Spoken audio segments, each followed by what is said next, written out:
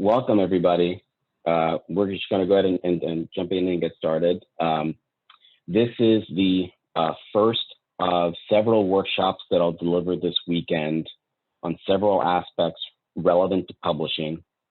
I'm doing this workshop right now on revising manuscripts that have been invited to be resubmitted to a journal. So this is after the first submission that you've made. And then on Saturday, I'm going to give a workshop on how to revise manuscripts where the decision from the journal was reject.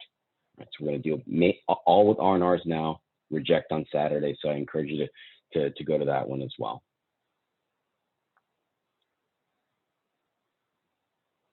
So we're going to go over several things that are germane to the revise and resubmit process. We're going to talk a bit about, just briefly, about peer review and its role in the revise and resubmit process.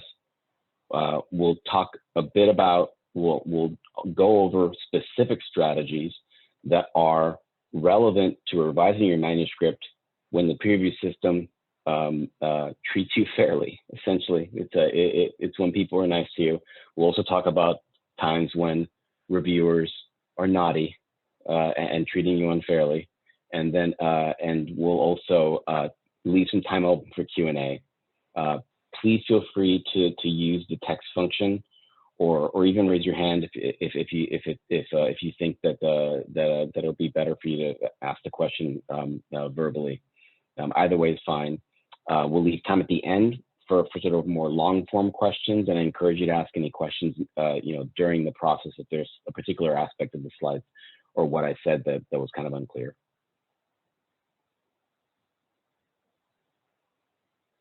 For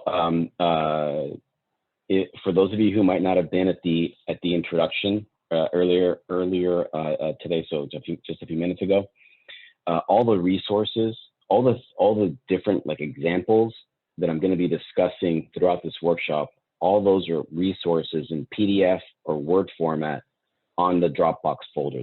So the QR code here is the Dropbox folder to the link to the Dropbox folder.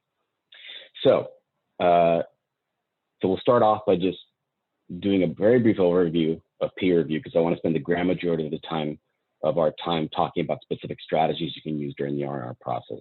Some of this might be new to you, and some of it might not be.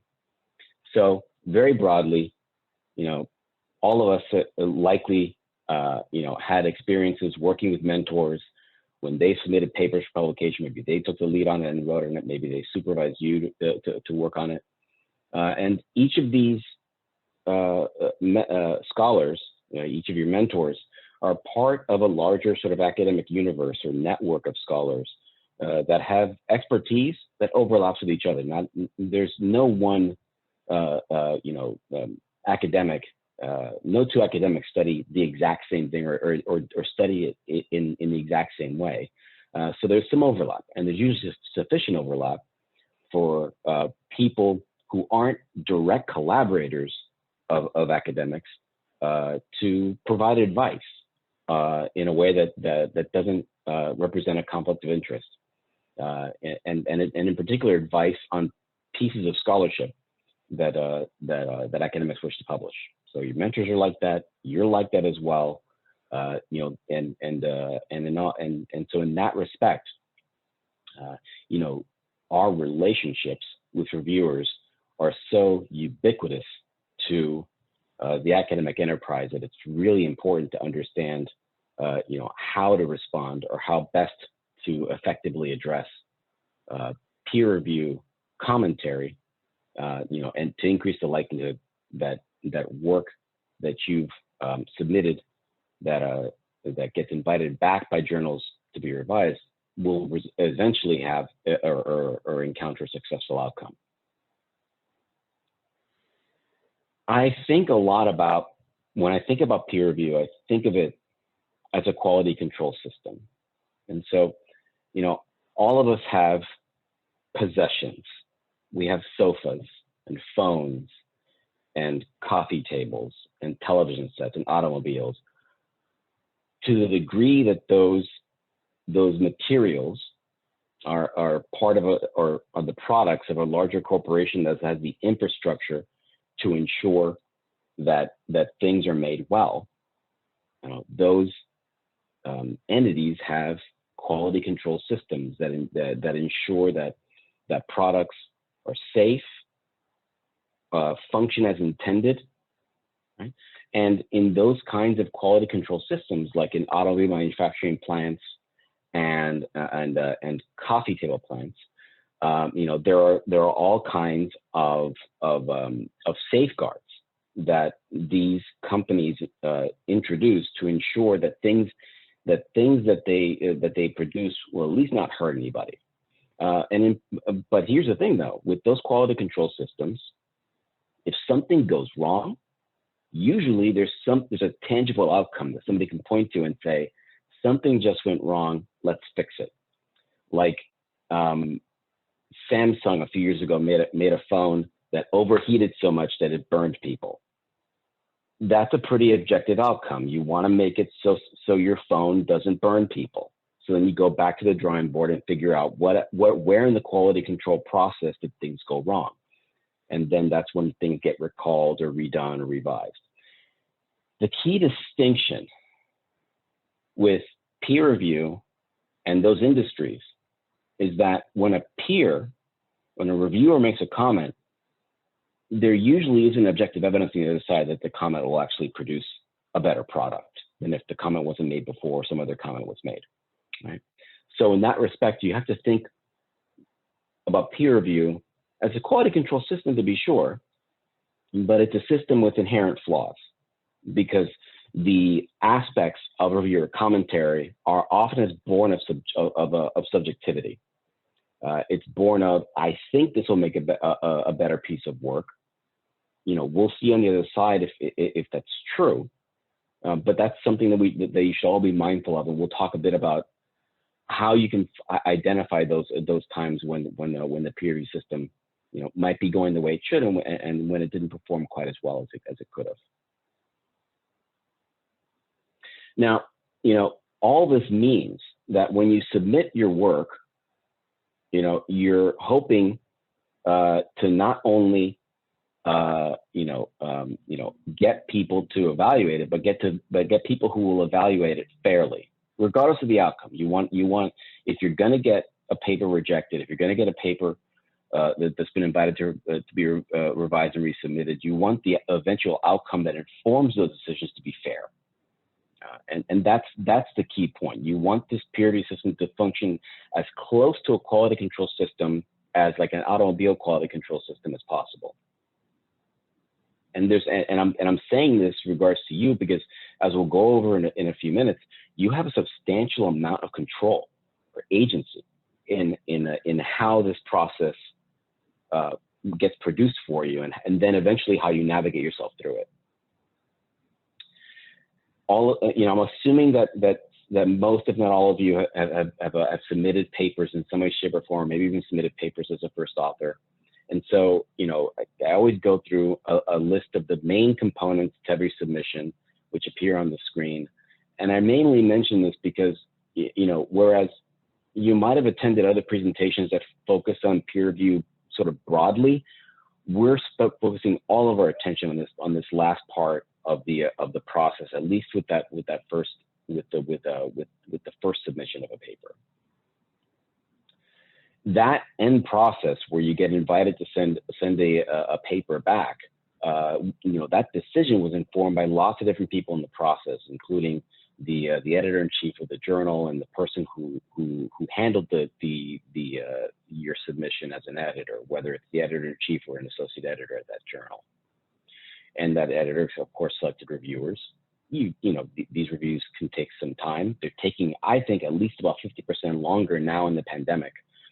So if you submitted a paper to a journal that typically has a 2-month lag to a decision or a 3-month lag to a decision, it's probably looking more like 3 months for the 2-month lag journal and 4.5 months for the 3-month journal.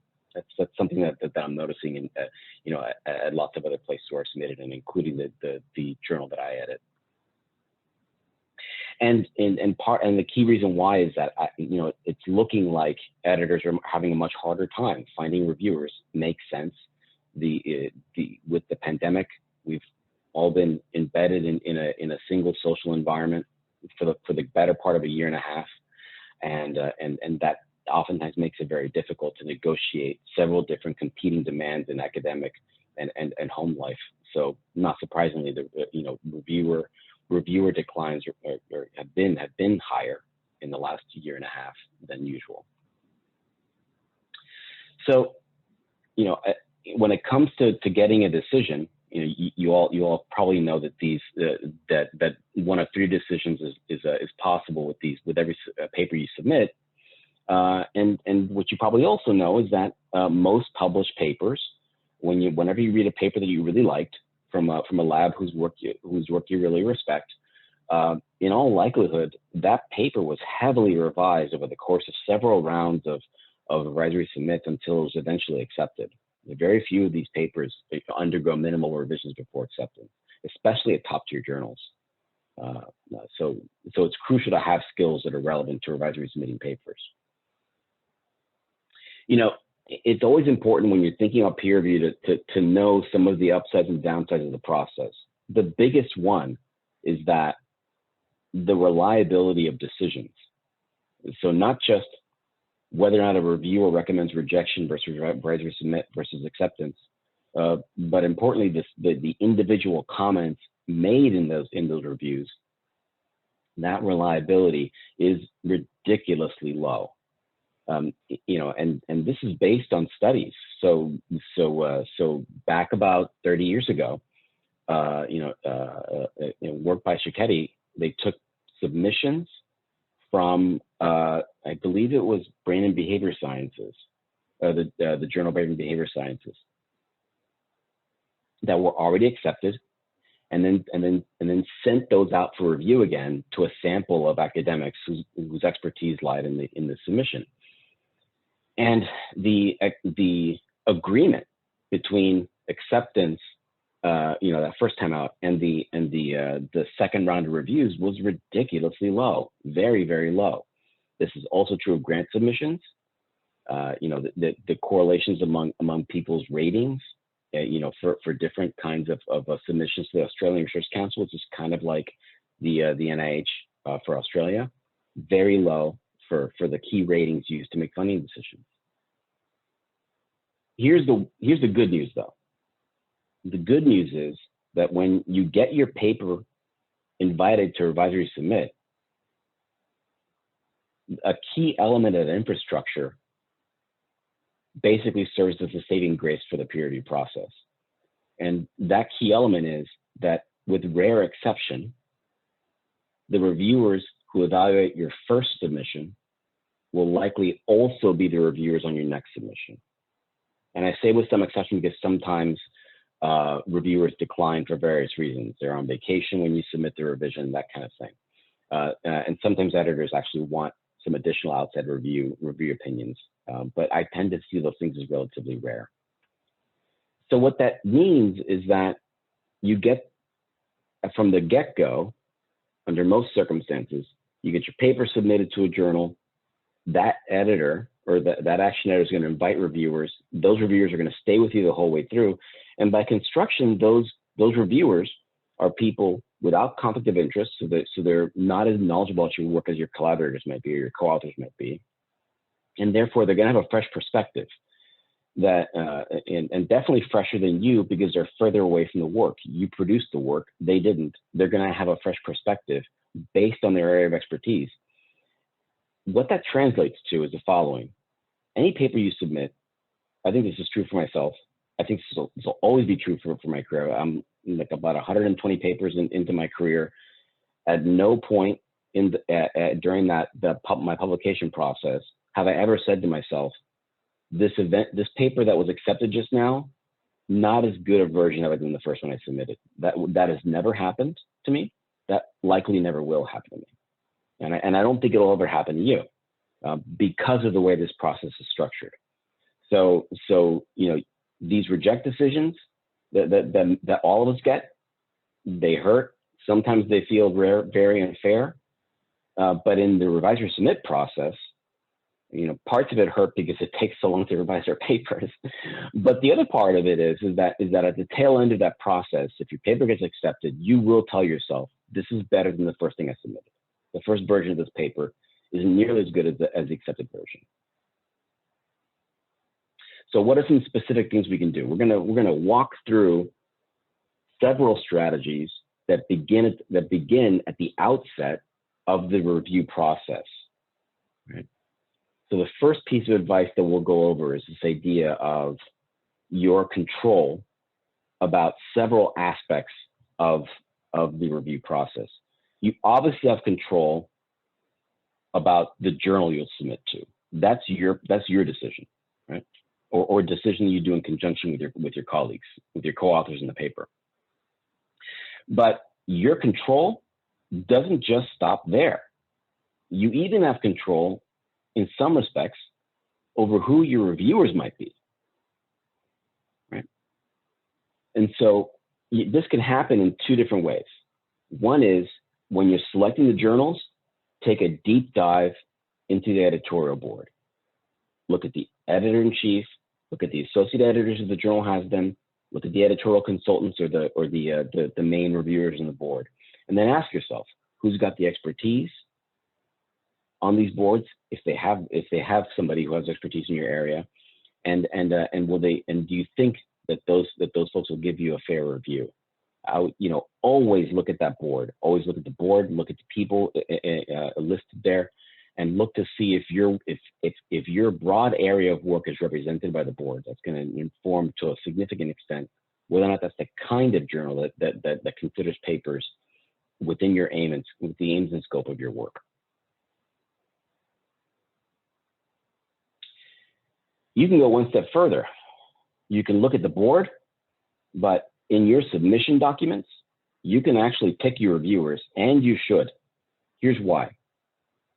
When a more experienced researcher submits to a journal, somebody who's an associate professor, a full professor, maybe even one of your mentors, chances are they've been around the field long enough for the editor or associate editors of those journals to have a good idea about not only that experienced researcher's content area, but also the kinds of reviewers who could provide them a fair review. They might even be able to identify not just reviewers with expertise, but they might even know the politics of that area.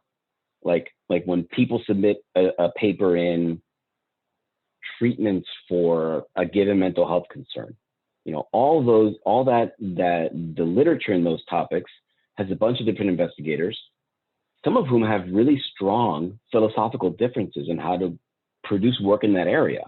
So much so that if an editor is knowledgeable enough about it, they might avoid selecting a reviewer, in part because they really know the area, but I know these two are in conflict, and this side will never find this side pieces of work acceptable, even though both produce high quality work, right? So a more experienced investigator has the luxury of editorial boards who often know the politics of those areas and can therefore construct a fair evaluation of the work. In contrast, less experienced researchers often don't have that luxury. They might be studying a topic that's particularly novel or innovative, because all of us are oftentimes encouraged or even reinforced to study novel or interesting topics. And in that respect, it's always useful, regardless of your review, because I still do this. No matter how long I'm in the business, I still will recommend reviewers, and I do it a couple of different ways. In the submission portals, they'll often just ask you directly, who do you think should be a fair reviewer for your work? And the editor can choose to do that or not. They don't have to take your recommendations, but it's always good to have them. I also, regardless of whether or not that option is available to me in the submission portal, I also do it in the cover letter. So I'll identify a couple of different reviewers, and I make sure that at least one or two of the reviews are on the editorial board. And so it looks like this. By the way, the copies or templates of my lab's submission cover letters, the thing we submit when it's a first submission and the thing we submit when it's an R&R, those are all in Dropbox. They're all there. Download them, use them. But this is the piece of the cover letter that that this looks like. All right. Leah, Alex, let me know if there's any questions in the chat box that might, whenever there's a stopping point that might be useful to clarify. And I want to make sure that I tackle anything that might not be that clear. But this is the language that I typically use in these circumstances. I just mention a few different people, their name, their email, and the editor can take it or leave it. They can use it. They don't have to. But I would imagine that under a variety of circumstances, especially now, where it's pretty tough to find reviewers during the pandemic, they might be looking intensely at these cover letters to get their ideas about reviewers. Okay, so let's say you submit your paper, and a few months go by, you get that email. It says decision on manuscript number this, and then you're like this. You're like right before you're opening the email, it feels like you're at the roulette level in Vegas, and you're like 8, please go to 8. It's like that. It always feels like that. It always feels heart pounding. That never goes away. And here's the thing with that. I mean, this is like sending a paper off for review is like putting the note in the little bottle in like on the ocean. If you're stuck in a deserted island and you put like a note and you put it back in the bottle and you put it in the ocean and it comes back, the note, a response comes back. It's like that. I mean, even before you open it, you feel all these intense emotions. When you start reading the reviews, you're going to feel intense emotions. If you disagree with the reviews, you'll feel very intense emotions. And then there are no circumstances in any parts of our lives where you feel that much emotion can you actually make a good decision. And so here's an example of a time when it made a lot of sense for me to just accept the fact that I was going to get that this decision is going to evoke an emotional reaction. So we got a paper that was revised recently. This is several years ago, many years ago. This paper is now published in the same journal, Journal of Youth and Adolescence. Reviewer 2, because it always is, was quite the character. I still use this example now over 10 years after, because I don't have a better example of saucy comments about my scholarship. So in no other point in time have I ever been told by a reviewer that my introduction missed the boat. And that I didn't bother to examine relevant literature. Very interesting set of comments. And it's been, I don't think I've gotten a review since this time where I was reviewer 2-splained. This is like mansplained, but reviewer 2-splained about how to do an introduction, because I don't know how to do one good. So I was counseled by reviewer 2. And I've also not heard any of my colleagues, reviewer 1, reviewer 2, reviewer 3, say outright that they just didn't read the rest of the paper after they got fed up on my paper. They just gave up. It just happens. So look, this is a time when it makes sense for me to read the reviews and then just let it sit. What I do, and I encourage you to do the same, is if you skim the decision letter, just get down to the point where it says, did it get rejected or not? And if it got a revised resubmit, fantastic. Just let it sit for a couple of days. Give yourself some time some distance from hearing the news, because then it's going to be a little easier for you to go back and actually plan.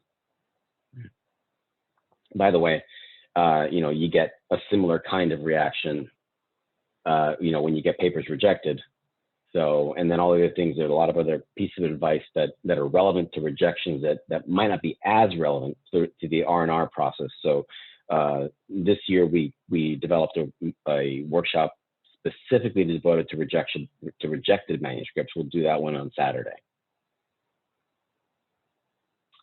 Here's the next thing that I do. You might say to yourself, okay, now's a really good time to just jump back to the manuscript and start revising.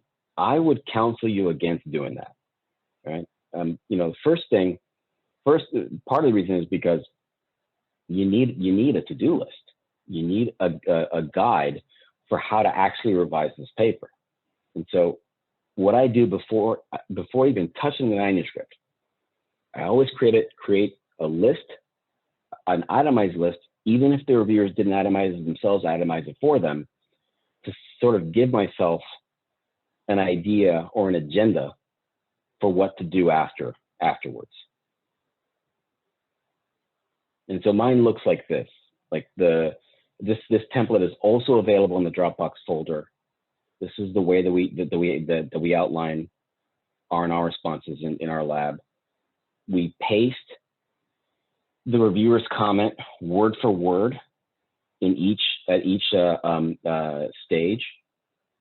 We copy and paste the editorial commentary, and right below each of those, we outline our response. How did we address that comment?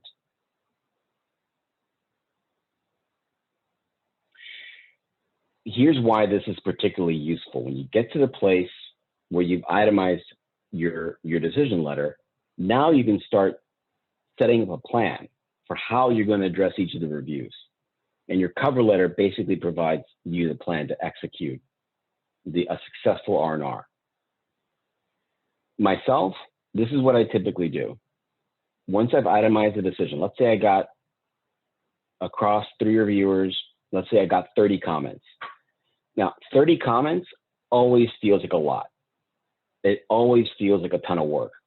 And sometimes it is, but sometimes it doesn't wind up looking that bad. And the reason why is because when we get one of these R&Rs, like the person taking the lead on the paper, at least somebody in my lab, basically says, I promise to address one of these 30 comments every day. Monday, a comment, Tuesday, a comment, Wednesday, a comment, Thursday, a comment. And if you do the math, in just a few weeks, you're done. You know, you're done addressing those comments.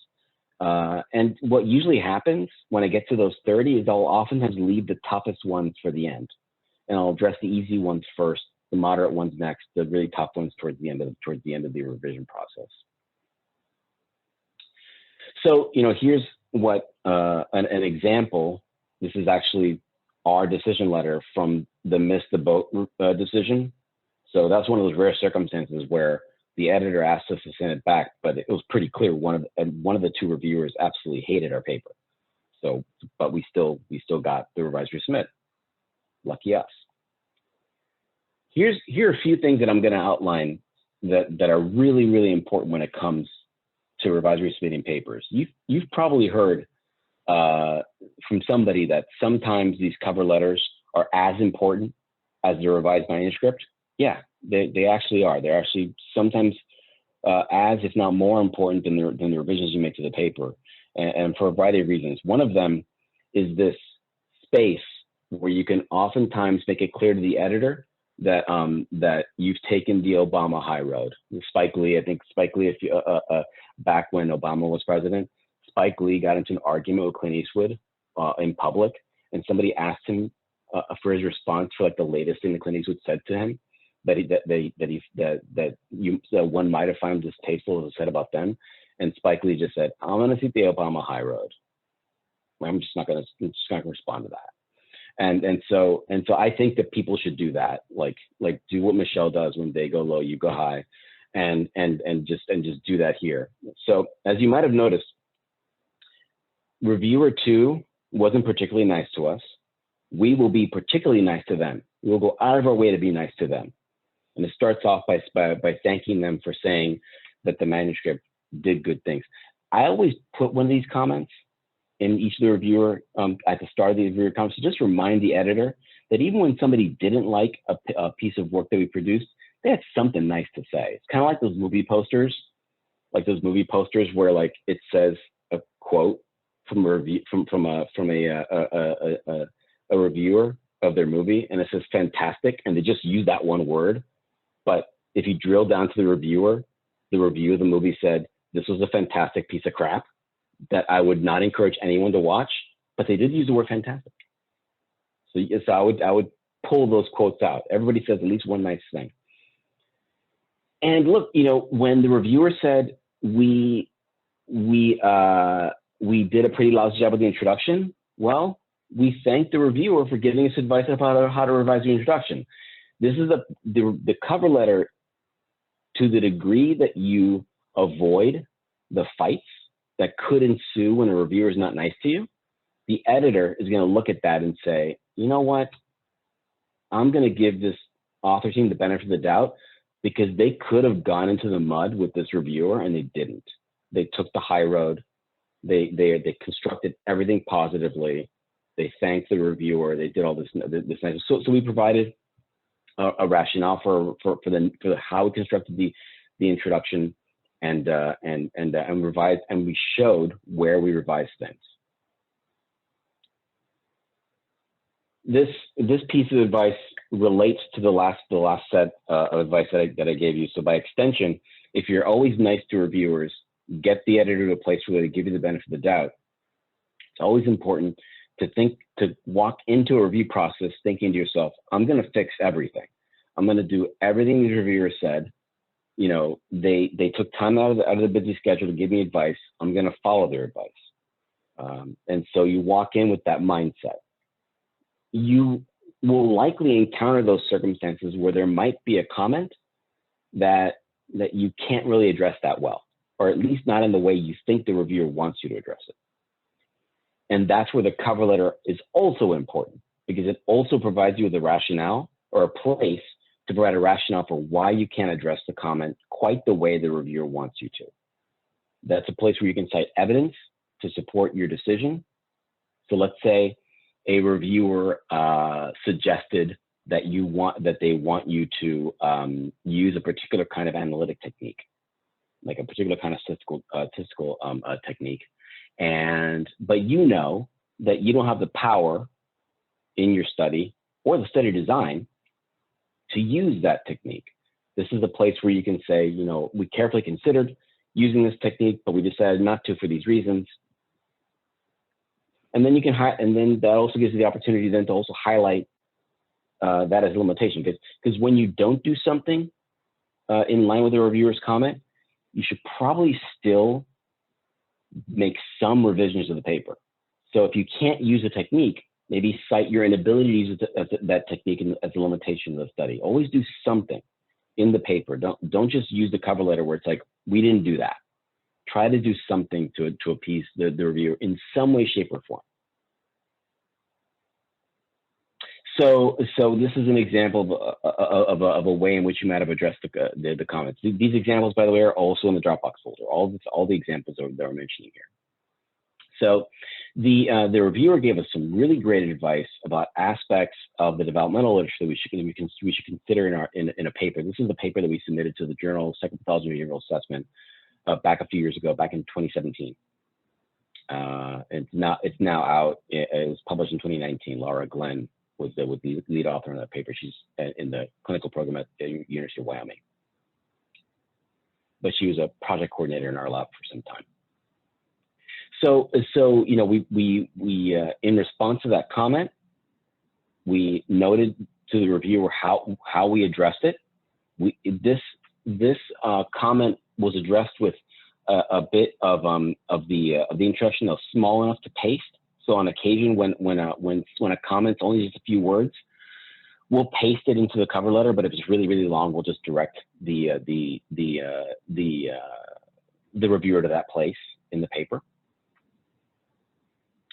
There was also this really neat comment the reviewer gave us about how we thought about a really important concept in the paper, namely how we operationally define context in the context of assessing social anxiety. And so that was a really great comment because it allowed us to highlight in the discussion section and in other places in the manuscript both our definition of context and how it was a fairly limited definition of context, and that there were other aspects of social environments that we could have also used.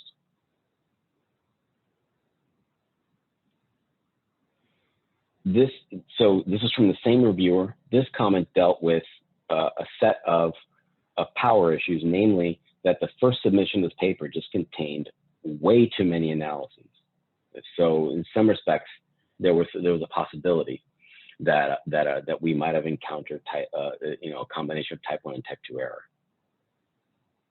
That was a really important comment, and when a comment is really important that strikes at the heart of a paper, what we often do is we'll frame the means by which we address the manuscript in this way, that we address this concern in X many ways.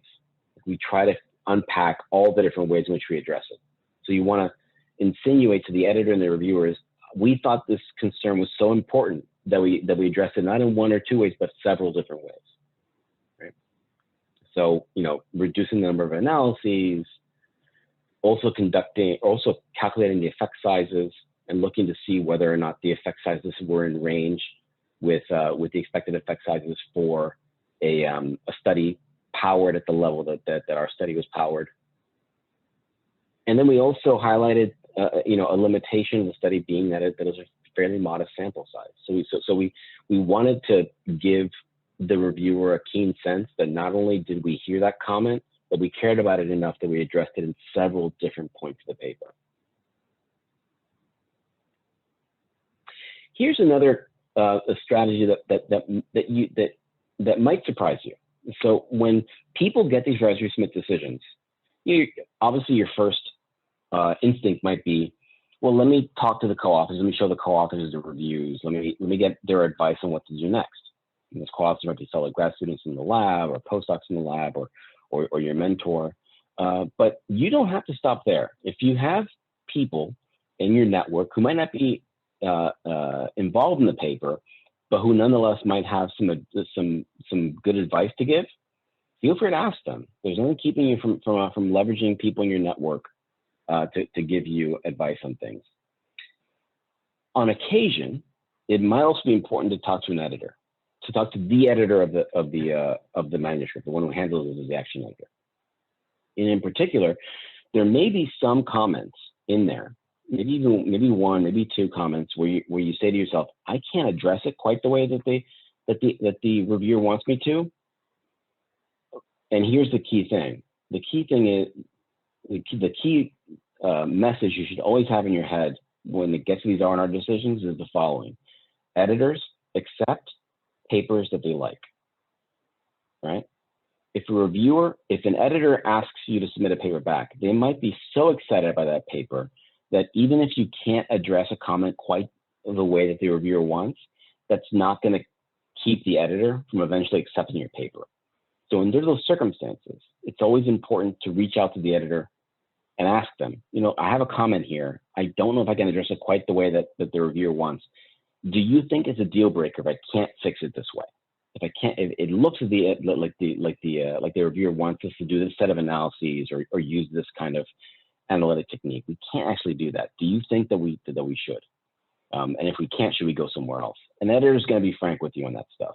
They don't want to waste your time. They don't want to waste their time or the reviewer's time.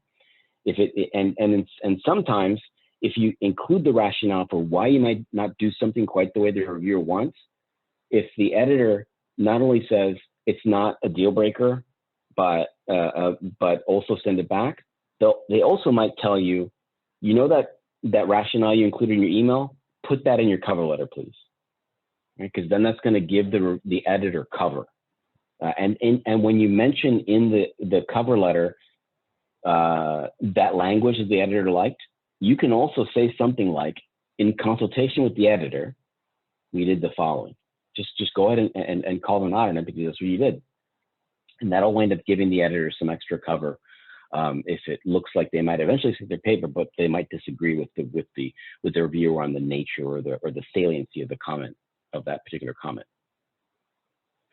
You might have also noticed that we do a lot in our cover letter template. Lots of quotations. We mention page numbers. We outline a variety of different things. We do a lot with these cover letters. A key reason why that is that reviewers do all of this for free. It's like the lawyer that represents clients and pro bono. It's the same kind of stuff. You're getting free advice. You're getting a free lawyer, to give you advice on a manuscript. So in that vein, make the process easy for them. Show them, in your cover letter, note page numbers where you address things, especially with a first submission. Highlight in the paper, in your favorite highlighter color, yellow, green, fuchsia. Use whichever, highlight for them in the manuscript exactly what you revised. And so, this is the second revision to an R&R that we had. But before I go into this, Leah, Alex, are there any questions that are showing up in the chat box? No, nothing there? Okay. So we got another invite to revise from the same journal. This is the paper that was just mentioned before, and the reviewer came back and gave us another really great piece of advice on some aspect of our study analysis, our data analytic plan. In particular, the fact that our larger sample of like roughly 90 participants actually had a mix of people who were clinic referred and those recruited from the community that didn't have any that weren't referred for any clinical concerns. And the reviewer wanted us to run some tests to make sure that it was appropriate for us to do that. Really great piece of advice. Pointed us to some techniques to do that, and that's exactly what we did. We went back and said, like, look, this is a really important issue. The reviewer thought it was really important. We think it's really important. We addressed it in 3 ways. We revised our analytic plan. We leveraged the approach that the reviewer asked for, and inspected the ranges of correlation separately with the different subgroups in our sample, and found them to be more or less around the same. And then in our main tests of our main study aims, we even controlled for the subgroups to ensure that the effects, to see if the effects held across, and that's to the effects of the sample. We were able to say that the general findings, the findings that we see in the entire sample, generalized across both subgroups. This piece of advice made the analytic claims we made, the inferences we drew from our findings, even more powerful than they were originally. Here's something that I always mention to people. You know this. All of us know this.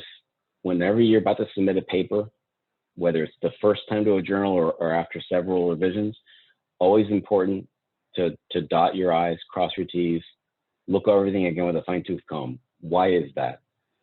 A key reason why that is that when reviewers and editors see grammatical things, the tiniest of errors, even the tiniest of things, this is what we think to ourselves. If this part of the work is sloppy, I can't imagine how sloppy the study was. I can't imagine how sloppy the main study was. If it was a meta-analysis, I can't imagine how sloppy the lit review was, or the study coding.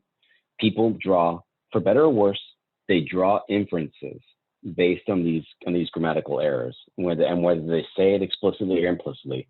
That's something that shows up. If the end product is sloppy at this level, I have to think the rest of it has some sloppiness issues in it too.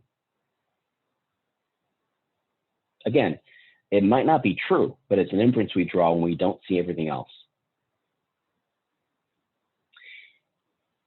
Here's a key thing to think about with the review process.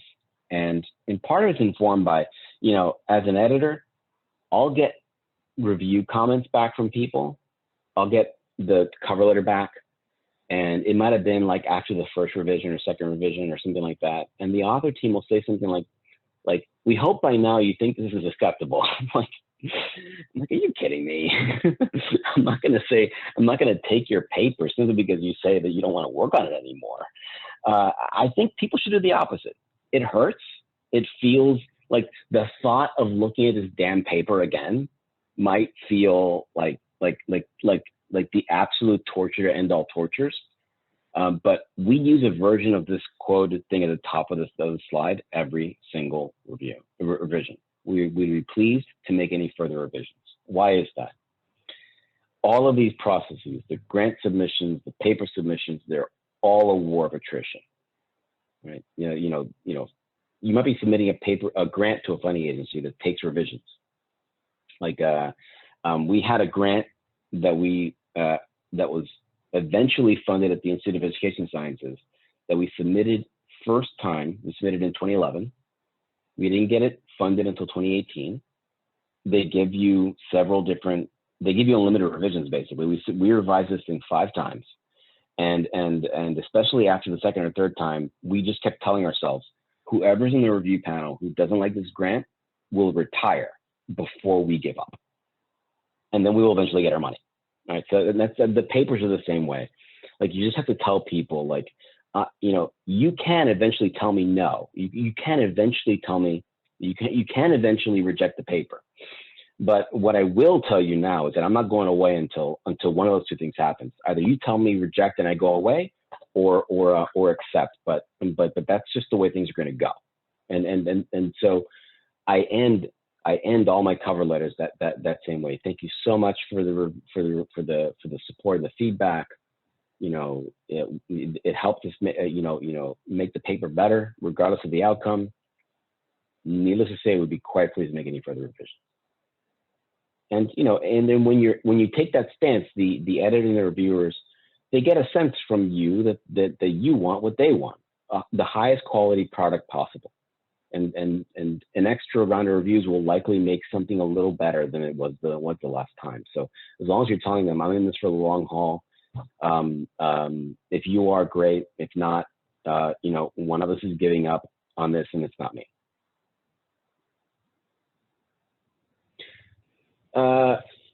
Let's say you get your paper accepted. Maybe it's your first paper accepted at that journal. Maybe you've had several papers accepted at that journal.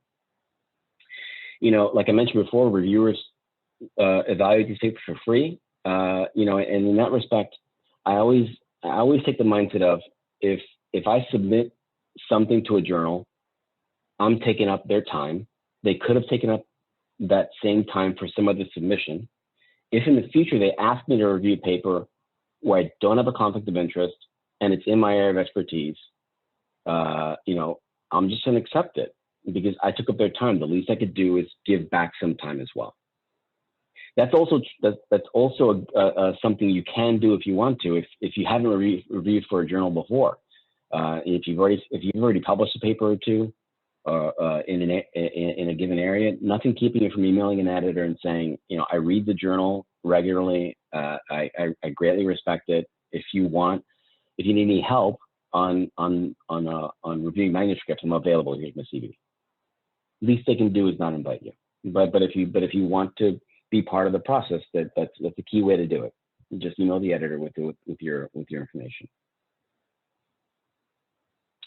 A couple things to do if peer review is being naughty to you. This is not directly naughty. This is indirectly. This is indirectly not the greatest scenario, where like you get reviewer 2, reviewer 3, they're giving you comments, and they gave you one person gave you a piece of advice that conflicts with the advice given by somebody else. Cover letters are great for this stuff, and it's really important that you do it, because editors are typically handling 5, 10, 15, 20 papers at a time. And so they might not have seen the nuances of the commentary nearly as well as you did, because it's your paper. And so in those circumstances, what we do is we just highlight on the cover letter, reviewer 1 said this, reviewer 2 said that. And after careful consideration, we decided to do, and then just pick one.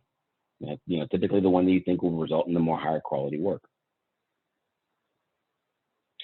Now, let's say you're wrong. Let's say the editor comes back and says, actually, we really want you to do the other one. I mean, picking one of these rarely results in just somebody saying reject. They'll usually give you another chance if that's the case. But it's always good to sort of highlight for the editor, I saw a conflict here. I can really only do one of them. This is the one that I did. But I'm also happy, I'm also pleased, or I'm also eager to learn if you all would rather I do the other one. I get, as an editor, I get a ton of requests from reviewers, from authors who've been invited to revise or submit their manuscript for more time. And I always say yes. I always say yes. And not only do I always say yes, if they ask for 2 weeks, I give them 4. If they ask for a month, I give them a month and a half. You know, if they ask for 2 months, I'll give them 2.5 months. I always give them a little more time than they ask for, because if I need, as an editor, if I need your paper like right away, and it was like the first time you submitted or whatever, that's not your fault, mine. my job to make sure that the table of contents in each issue actually has papers in them, and so it's usually the case that if you want more time, all you have to do is ask the editor, and they'll usually give it to you, unless it's like an invited submission. Maybe it's an invited submission to a special issue and it's a time crunch. That's usually the exception to this general rule. But if it's an unsolicited manuscript, you just submitted it as part of the journal, to be just a regular publication in the journal. There usually aren't any time constraints there, and so the editor will usually give you the time to fast forward.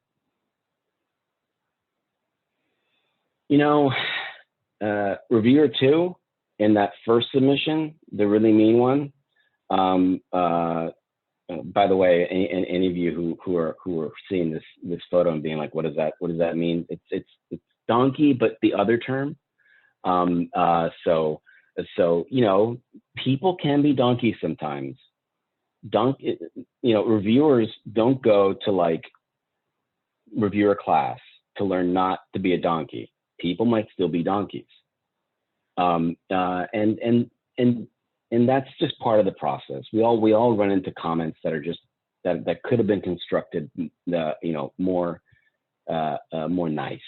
But sometimes a reviewer can approach the process and look particularly onerous, even nasty. Like I mentioned before, editors have less of a stake in the nature of your paper and the eventual outcome, and they also have a lot of other papers they're considering. So it's usually incumbent upon you, if it's particularly nasty like there, to let the editor know. And so I've only done this in like 100 some odd papers published. I've probably done this twice, where I've gotten an R&R and the reviewer was particularly mean. In all those years, I've probably done this 2 times. So this is only when they're really overboard. I just send an email to the editor and say, like, I'm really eager to start addressing the comments, but reviewer 2, man, that tone was something else. It was just weird. We just wanted to raise it to your attention. You got a lot going on. And you do this so that you can accentuate the high road stuff you're going to do later on. You want to put it on the editor's radar that maybe reviewer 2 wasn't all that fair. And then what usually happens, what's happened both times I've done this, is the editor comes back and says, I can start the process over. And then you say to yourself, no, that'd be stupid. You get an R&R. I'm just going to go back. Remember, the reliability of peer review is in the toilet. You don't want to restart a process that could very well result in a rejection afterwards. You got the R&R. That's the first step. But just let the editor know. Reviewer 2's tone was a little weird. And then that way, when you come back and you are the opposite of weird, you're the opposite of nasty, you're just nice and respectful, the editor's going to give you the benefit of the doubt. Here's the thing with reviewers. Some will, so you probably got it. All right. So some reviewers will list their name at the end. Most don't. Most will just stay anonymous. But reviewers, their comments are like an episode of CSI. They just give themselves away. Not all the time, but after a few submissions of your work, you probably wouldn't be able to do this with one submission, but after several submissions, reviewers use patterns. We use patterns in language. We use patterns in the kinds of commentary that we provide. We make it clear that we want you we want the author to cite us more, that kind of stuff, right? After a while, you see it. And if that's being conveyed to you from a constructive reviewer, that's fine. But somebody who's being unfair, who's being particularly, nasty, they're not constructive at all. They really would never find, you get the sense that they probably would never find any version of your work acceptable. Those people, you got to get them out of the process. They just got to go. And how do you do that? Well, in your cover letter, and sometimes in submission systems, you can identify a not reviewer. You can say, I recommend these reviews. You could also say, I recommend you not invite this person. There are very few circumstances where an editor would be like, actually, I'm going to go ahead and invite them. That's a decision that'd be interesting. And I've encountered very few editors in my career who will openly say that would be a reason for them to actually.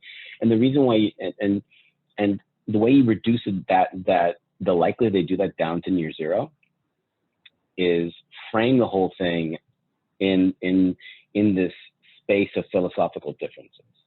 That, when you find a reviewer who's unfair, it's quite likely the case that the lack of fairness stems from an element of your work or your approach to the work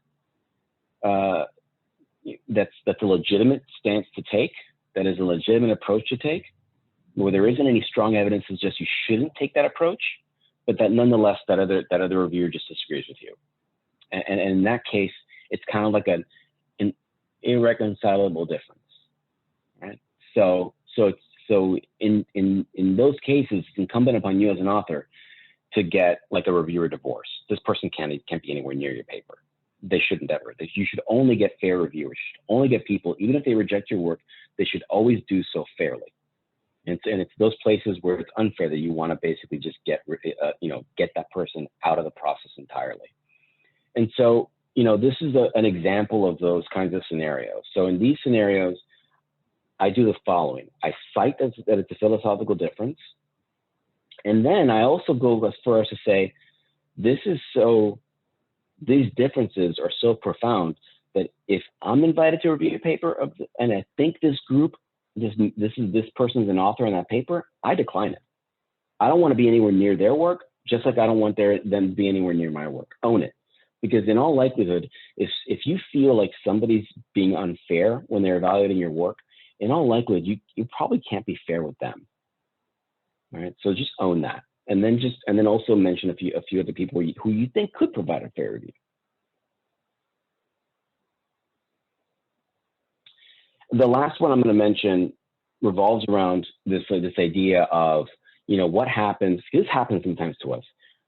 We'll get an invite for a Resubmit. We'll send it back out for a review, and at some point in the process, the editor just rejects it. All right, that happens sometimes.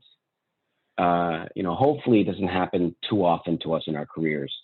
I know that at a journal that I edit at JCAP, our editorial team, uses the following mantra. So I mentioned another one: editors accept papers they like. Here's one that we do: if you're gonna let somebody down, do it as soon as possible. Right? And that might be like, we desk reject a paper and don't send it out for review because we just don't think that it's got a good shot at getting a revised decision at JCAP. I mean, and that's a judgment call. So that's one of the reasons why our desk reject rate is as high as it is. It's north of 60% right now, because we think that it makes more sense to give somebody bad news if we know it's likely to be bad news within 24 hours as opposed to 3 months. Same goes for advisory submit decisions. There may be some circumstances where a decision is hanging on a razor's edge, but an editor says, you know what, there's a couple comments in there that I don't think the authors can address. I'm going to reject now because I don't want to reject three revisions down the road. If I think I'm going to reject, I'm going to do it right now. And not all journals follow that route. So on occasion, you might run into one of these circumstances, and this is a place where you should probably repeat that process that we did earlier on.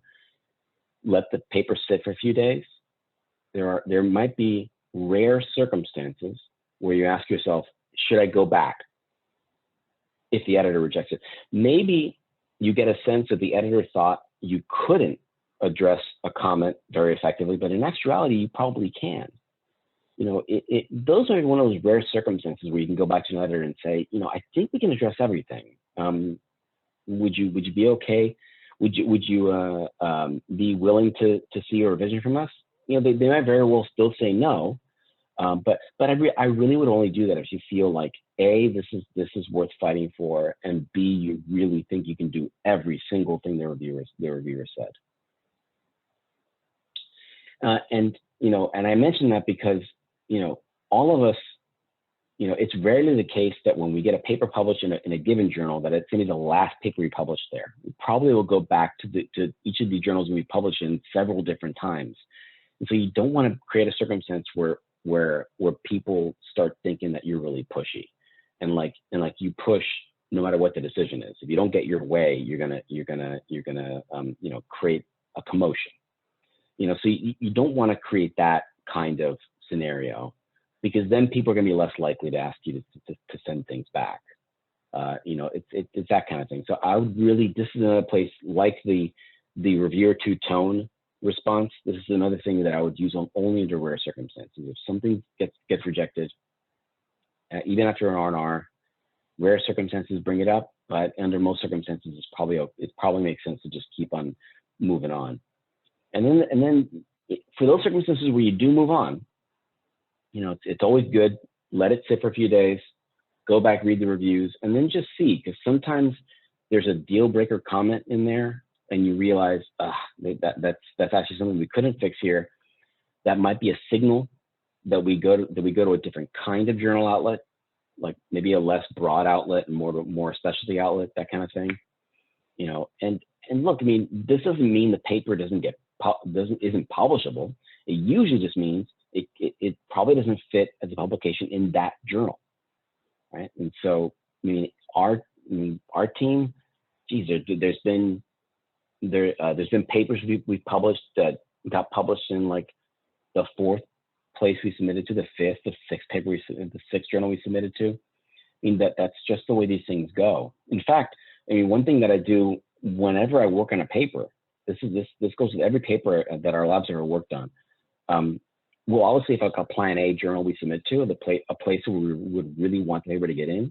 But you know what I do? I list out the Plan B journal, the Plan C journal, the Plan D journal, the Plan E journal. We go like 5 journals deep. Why? You know, being in mental health research, there are a lot of options for submitting papers. There are a lot of journals out there, especially in youth mental health, because we have the benefit of the youth journals and the broader journals that take work with both adults and youth. Every single time I do that, Plan E is still a great journal. I would be very, very happy with that, with Plan E working out, and it motivates me to finish the paper. Yeah, I really want it in Plan A, but if I go down to Plan E, not the end of the world. It's going to be a fine place. People are going to read it, that kind of stuff. Any questions? I always put these together with the hope that we have lots of time for questions, and we have about 20 minutes for questions. Thank you all for your time, and looking forward to continue to see you all.